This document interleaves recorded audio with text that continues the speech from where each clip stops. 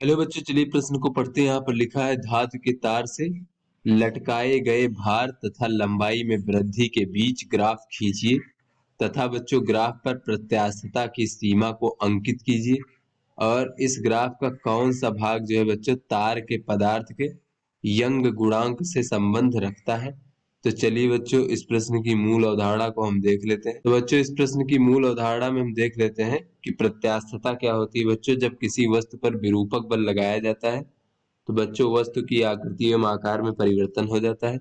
तो बच्चों जब विरूपक बल हटा लिया जाता है तो वस्तु में उत्पन्न प्रतिबल के कारण जो है वस्तु अपनी आकृति एवं आकार को पुनः प्राप्त कर लेता है बच्चों यहाँ पर। तो इस प्रकार से अगर हम देखें तो बच्चों ये प्रतिबल और उत्पन्न विकृति में जो संबंध होता है बच्चों वो हुक के नियम के द्वारा दिया गया था बच्चों। तो हुक का नियम क्या है? हुक का नियम ये है बच्चों कि कम विरूपण के लिए या फिर ये कह ले कि प्रतिबल और विकृत के कम मानों के लिए जो है प्रतिबल और विकृत दोनों ही एक दूसरे के अनुक्रमानुपाती होते हैं। तो अगर हम प्रतिबल बराबर देखें बच्चों तो ये हमारा होता है प्रत्यास्थता गुणांक, जो कि बच्चों किसी पदार्थ के लिए इसका मान नियत होता है, और गुणे बच्चों विकृत। तो बच्चों इस प्रकार से प्रतिबल और विकृत एक दूसरे के अनुक्रमानुपाती होते हैं इस प्रकार से। तो यहाँ पर बच्चों हम प्रत्यास्थता की सीमा अगर देखें तो प्रत्यास्थता की सीमा क्या चीज है। तो बच्चों जैसा कि इसके नाम से ही स्पष्ट है, प्रत्यास्थता की सीमा का अर्थ ये है बच्चों कि किसी वस्तु में उत्पन्न प्रतिबल का वह अधिकतम मान जिससे कि उसे हटा लेने पर बच्चों यानी प्रतिबल को हटा लेने पर वस्तु अपनी आकृति एवं आकार को पुनः प्राप्त कर लेता है। तो उस अधिकतम मान को जो है बच्चों प्रत्यास्थता की सीमा कहते हैं। तो बच्चों प्रत्यास्थता की सीमा से अधिक अगर उसमें प्रतिबल उत्पन्न हो जाएगा तो उसमें अस्थाई विरूपण हो जाएगा बच्चों। यानी कि अगर हम प्रतिबल को हटाएंगे तो बच्चों क्या होगा, वो अपनी आकृति एवं आकार को पूर्ण रूप से वापस प्राप्त नहीं कर पाएगा। तो चलिए बच्चों अपने प्रश्न को हल करते हैं।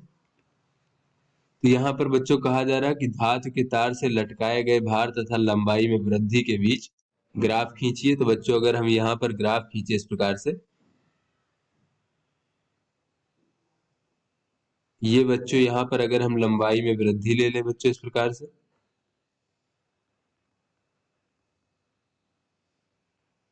और इधर जो है बच्चों लटकाए गए भार को ले लें इस प्रकार से,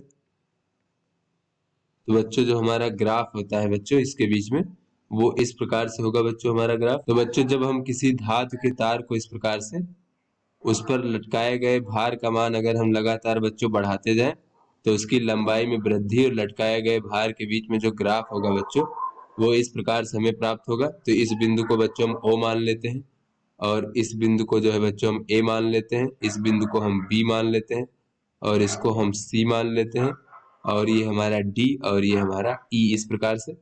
तो बच्चों यहाँ से हमें दिख रहा कि जैसे जैसे हम भार का मान बढ़ाते जाएंगे बच्चों तो प्रतिबल का मान बढ़ता जाएगा, क्योंकि प्रतिबल बराबर होता है बच्चों भार बटे क्षेत्रफल बच्चों, अनुप्रस्थ काट का क्षेत्रफल। और इसी प्रकार से जैसे जैसे लंबाई में वृद्धि बढ़ती जाएगी वैसे वैसे विकृत का मान बढ़ता जाएगा, क्योंकि विकृत बराबर होता है लंबाई में वृद्धि भागे बच्चों प्रारंभिक लंबाई। तो बच्चों यहाँ से अगर हम देखें तो इस प्रकार से हमें ग्राफ प्राप्त होगा बच्चों। तो इसमें जो है हमें बच्चों ग्राफ पर प्रत्यास्थता की सीमा को अंकित कीजिए। तो यहाँ पर बच्चों अगर हम देखें तो ये जो हमारा ए बिंदु है, ए बिंदु तक जो है बच्चों यहाँ पर ग्राफ एक सीधी रेखा है। यानी बच्चों यहाँ पर अगर हम इस भार और लंबाई की वृद्धि ले लें बच्चों तो इसका अनुपात नियत है। तो भार हमारा बच्चों प्रतिबल से संबंधित है और ये लंबाई की वृद्धि हमारा विकृत से संबंधित, यानी इन दोनों का अनुपात एक नियतांक है। यानी कि बच्चों ये हमारा जो है हुक के नियम का पालन कर रहा है ए बिंदु तक। तो ओ से ए बिंदु को जो है बच्चों हम अनुपातिक सीमा कहते हैं, और ओ से ए भाग जो है बच्चों ये हमारा यहाँ जैसा कि प्रश्न में भी पूछा जा रहा है कि इस ग्राफ का कौन सा भाग जो है वो तार के पदार्थ के यंग गुणांक से संबंध रखता है। तो बच्चों जैसा कि प्रत्यास्था गुणांक बराबर होता है प्रतिबल बटे विकृत, वैसे ही बच्चों यंग गुणांक बराबर होता है, यंग भी बच्चों प्रत्यास्था गुणांक है, ये लंबाई के अनुदिश होने वाली विकृत से संबंधित है। तो ये हमारा होता है अनुदैर्ध्य प्रतिबल भागे बच्चों अनुदैर्ध्य विकृत। तो बच्चों ये इस प्रकार से अगर हम देखें तो जहां पर इन दोनों का अनुपात जो है एक नियत होता है, यानी कि एक सीधी रेखा में इन दोनों के बीच में जो संबंध होता है ये सीधी रेखा में होता है। तो इस प्रकार से बच्चों हम प्रतिबल को कह सकते हैं भार को F लिख लेते हैं बच्चों भागे क्षेत्रफल A, और विकृत को कह सकते हैं लंबाई में वृद्धि भागे बच्चों प्रारंभिक लंबाई, तो ये हो जाएगा FL भागे A स्मॉल l। तो यहाँ से बच्चों अगर हम देखें तो ये F हो गया हमारा, और ये स्मॉल l हो गया, और ये कैपिटल L, और ये हमारा कैपिटल A। तो बच्चों ये कैपिटल L तो प्रारंभिक लंबाई है, और A क्या है, अनुप्रस्थ काट का क्षेत्रफल है, तो ये दोनों का मान नियत होगा। तो यहाँ से बच्चों अगर हम देखें तो यंग गुणांक जो है बच्चों इस प्रकार से ये हमारा भार और लंबाई में वृद्धि के अनुपात के बराबर होगा बच्चों। तो यहाँ O से A भाग जो है ये पदार्थ के यंग गुणांक से संबंध रखता है, क्योंकि ये एक सीधी रेखा है। तो यहाँ से हम कह सकते हैं बच्चों OA भाग पदार्थ के यंग गुणांक से संबंध रखता है, और ये भाग जो है ये हुक के नियम का पालन करता है। तो बच्चों उसके बाद अगर हम देखें तो बच्चों यहां से जब हम B तक ले जाते हैं बच्चों, B वह सीमा है बच्चों जिसे हम प्रत्यास्थता सीमा कहते हैं बच्चों। प्रत्यास्थता सीमा जैसा कि हमने मूल अवधारणा में भी देखा, प्रत्यास्थता सीमा वह सीमा होती है कि अगर प्रतिबल को हटा लिया जाए तो वो जो है बच्चों अपनी जो विकृति है बच्चों, विकृत को खत्म करके पुनः अपनी प्रारंभिक आकार एवं आकृति को प्राप्त कर लेता है। तो B के बाद बच्चों कोई बिंदु अगर हम C ले लें तो C जो है बच्चों, C का मान B से अधिक है यहाँ पर।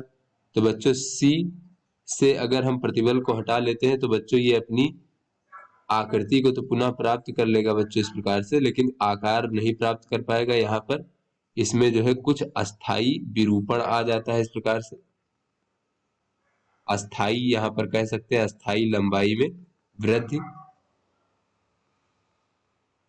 बच्चों इतनी लंबाई में वृद्धि रह जाती है बच्चों यहाँ पर, और C के बाद जब आगे जाते हैं तो इस प्रकार से बच्चों यहाँ पर प्रतिबल के मान बढ़ने, प्रतिबल का जरा सा भी मान बढ़ता है तो विकृत के मान में अधिक वृद्धि हो जाती है, यानी कि यहाँ पर भार के मान में हल्का सा भी वृद्धि करने पर लंबाई में वृद्धि बहुत अधिक हो जाती है बच्चों।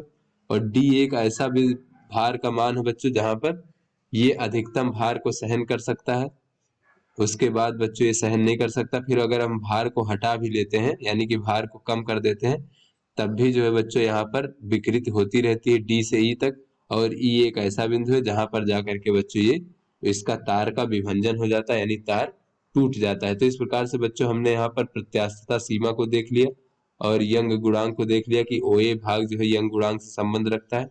तो आशा करते हैं आपको समझ में आ गया होगा। धन्यवाद।